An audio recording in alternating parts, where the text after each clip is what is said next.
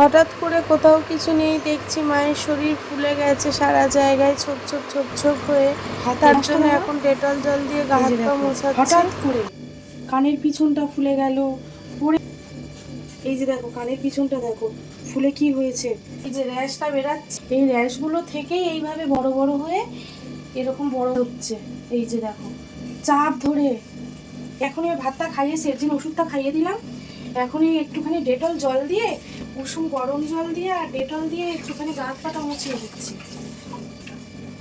পুরো হাতটা। এই যে ভ্যাকসিন দেওয়া হয়েছে, পাটা কিভাবে ফুলেছে, এই পাটা দেখো নর্মাল, আর এই পাটা দেখো কিরকম ফুলেছে। দেখিয়ে আমার কোথায় কি হয়েছে দেখি। আমরা আমাকে